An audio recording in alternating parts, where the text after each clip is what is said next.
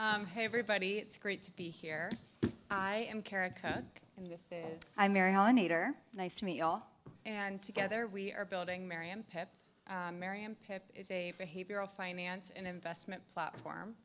And tonight we want to talk about one of the most important lessons we've learned as we're building this company, kind of how we came to learn it, because it was certainly accidental. And it actually all started by Mary doing something that most founders would never have the nerve to do.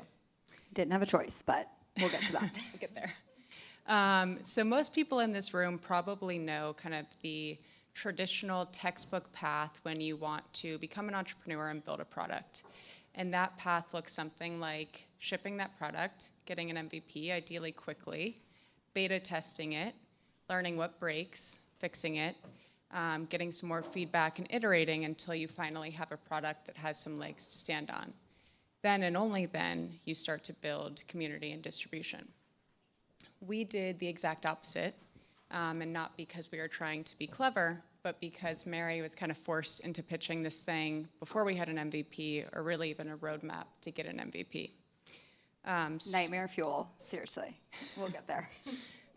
So for some additional context, Mary and I both came out of the world of private wealth management, and we spent years in environments where money was talked about in a very traditional way. Our client conversations were super sophisticated, very buttoned up, and we were encouraged to come to those conversations and be as technical as possible.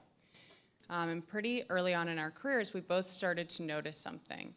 I felt like in my client conversations with women, there was this palpable confidence gap and an inherent insecurity that just didn't show up the same way in conversations with men. And when looking into the women in my own life, the founders, the creatives, and just women making real money for the first time, it was the exact same story. Money conversations were clearly uncomfortable. Mary, I'll let you tell a little bit about your experiences as well. I had a similar situation, but I was kind of living a Hannah Montana double life a little bit because I was at Deutsche Bank investment management, managing ultra high net worth money by day, and then by night I was modeling with my three sisters, doing content creation, all the things. And what I noticed was in these rooms with all of these influencers, they were making six figures in an afternoon, and they would come to me and be like, what the fuck do I do with this money? Like, I have no idea. I would obviously lead them to Robinhood or to download any of these, the plethora of fintech apps out there, and they'd be like, it's too overwhelming, I don't get it, this is for tech bros, like, it's not me. And I was like, okay, that's interesting that I knew there was a gap, basically, when I was at Deutsche Bank and doing this other life. I just wasn't sure exactly what to build yet. And honestly, if it were up to me, I probably would have stayed at Deutsche Bank until I had the perfect product, found product market fit, found everyone who needed it, discovered that it was the perfect solution and it was gonna be a unicorn. But thank God, Hulu called and they were like, we wanna film a show about your family. And so even if I wanted to stay, Deutsche Bank was like, you absolutely cannot film in these walls, of course. So I was like, okay, fair enough.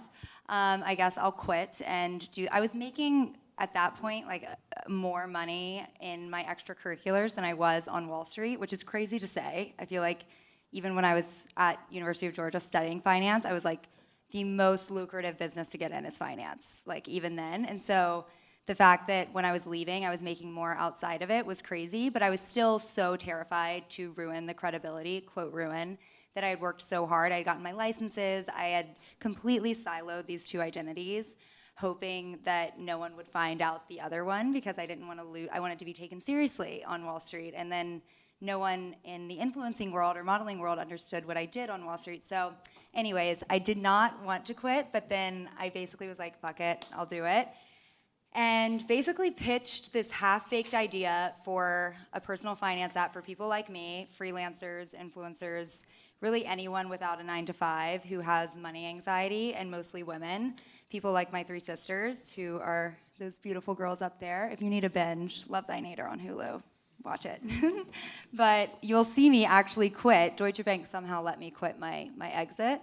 And so I like walk out, I do this whole like New York thing, and I'm like, bye Wall Street, I'm gonna go be an influencer. And then I basically quit, like pitch Miriam Pip on national television, fully thinking I had like torched my LinkedIn and all my credibility was gone. What I didn't expect was when the show came out, an influx of hundreds of DMs came in that were from women of all ages, all industries, saying, when is this app coming out? I have such money anxiety. Are there spaces where we can talk about this? I feel like it's such a bro culture, like, include me, basically. And I was like, shit, I didn't have a product at this point. I had hired a compliance team and registered with the SEC because I knew regardless I could help these girls manage their money. I didn't know that I would build a tech app at that point. So I was like, oh my gosh, I don't have anything for you guys yet. So I didn't know what to do when the show came out because I wanted to obviously leverage all of the eyeballs. So I did what any rational person does, and I went to Pilates. And I started working out, and that's where I think the most clearly. And then I was like, wait a minute, working out with all of these influencers. It was like an influencer event, Pilates event. But I was working out with all these girls, and I was like, why doesn't anything like this exist for finance? Like a safe space. All of these women feel so safe on their yoga mat and with each other. We're talking about boys, sex even, but not about our credit card bill or like what our stress is with money every single day. So I thought, why not bring finance into everyday routines like your workout routine? So we basically started hosting these events that we called Health is Wealth. And it included things like prenups and Pilates, where we had a prenup lawyer talk about the importance of protecting yourself. We had one recently that was filmed for season 2 of Love Thy Nader, and the theme was, our money mantra was make abs, make out, make money. And what we discovered at these events was not only was it people were loosening up slowly but surely, asking these questions about money and really feeling more comfortable talking about it, but we also were able to get feedback from them directly as we're building our product. So I didn't mention, but during this time when I was just hosting events to like keep people occupied, basically, we raised 600K, and we hired a lean team, hired our compliance, got everything in order and started building the product. And we are using these communities to basically, we're about to go into beta right now, but we're using these communities in multiple events to get direct feedback for the features that we're building, which is so cool. So we'll dive into a couple of examples of that. Yeah, and what was so cool about this is this feedback loop wasn't expected. This was definitely a way to build awareness and get women in a room together and talk about what was typically an uncomfortable subject, but we were not expecting to build the product alongside these women. But what happened is we heard really similar things from event to event. And so one of the first things that we heard pretty consistently is, look, I don't want to make any decisions. I just want somebody to tell me what to do with my paycheck.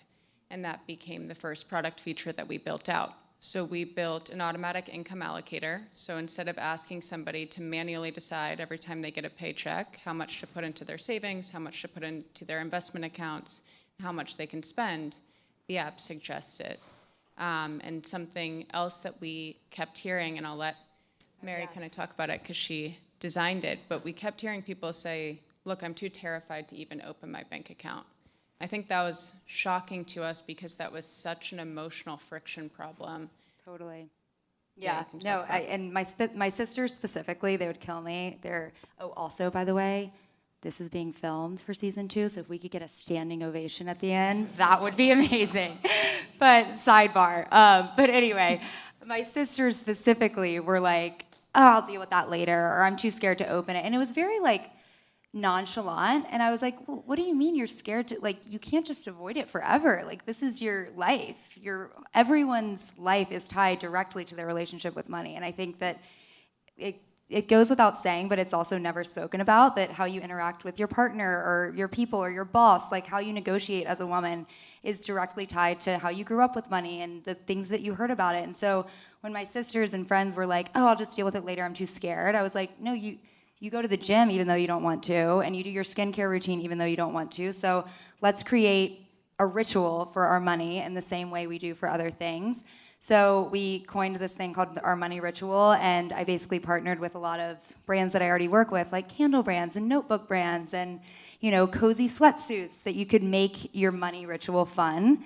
And it's basically just 5 steps every week. But the point is to, once again, bring finance into everyday routines to make it less intimidating. And really to apply a lot of the CPG strategies that we're seeing with the brands that I worked with to finance. Yeah, and I think that's something that's pretty interesting about this because in the CPG space, this idea is nothing new. So companies like Glossier had over 1 million blog readers before they launched a single product. Liquid Death, similarly, was selling out of merch before they ever sold water. And so that industry has kind of understood the idea of building a world that people want to belong to and then putting something in it. And the tech playbook just hasn't kept up with that. And so for us, that was a really kind of interesting learning opportunity. And by hosting these events and seeing that not only we are getting returning customers, we were getting people that wanted to be engaged in the product, that wanted to bring their friends to the next event. And I think something worth noting too, that I told you I wouldn't go down this tangent, but I think it's important because when we started hosting this, we had investors, mentors, people all around us saying, hey, you're going to be pouring a lot of marketing spend into this. This is not where money should be going. And just to be very clear, there's definitely, and thank you to our wonderful founder, Mary, who has brands that want to work with her and partner with her for free. We also didn't always do that. We also just created Partifuls to do a walk on the West Side Highway. We had no idea what to expect. We didn't invite any influencers. We just opened a community Partiful, thinking maybe 5 people would show up. And the first one, we had 80 people there. And they weren't people that knew Mary Holland through Love Thy Nader or wanted to be a part of that world. They were actually people that just found this community event on Partiful, felt isolated, had just moved to New York, and just wanted to get together with people and do something in nature on a Sunday. And so I don't think for anybody starting out, hosting community has to be something you spend money on, or has to be something that you do in a super high fashion or high brandy way. I mean, just get people together in a group. And what's cool is then the next walk, people are coming back and they're bringing 5 friends. And so this has been really, really beneficial for us. And yeah. Yeah. So yeah, earn trust before you ask for anything, and then the ask is easy. But I guess like a huge takeaway would be, and we can let it sit on, these are some of our events that were really fun. But this is our stay in touch slide, obviously the most important. But I guess, yeah, to Kara's point, you don't have to have a reality show or, you know, a following even to host community. And I think that no matter what, you guys are all brilliant builders, and no matter what you're building, learning from your target audience, whether that be B2B and you're having other, you know, your target client in a room and just like going on a walk. The next Artificial Ruby event will be a Pilates class, okay? But people want to be outside, and especially devs, like you guys need to get outside, get some vitamin D. So no matter what it is, like if you have a sibling who likes art and they have a studio, like anything, just look at the people around you or who you're building for and just like create safe spaces to learn from them. And I think like you would be surprised at what you learn. So that's all. Stay in touch, please. Oh, standing ovation. Thanks, you guys. Thank you. Oh my gosh, thanks, guys. Seriously.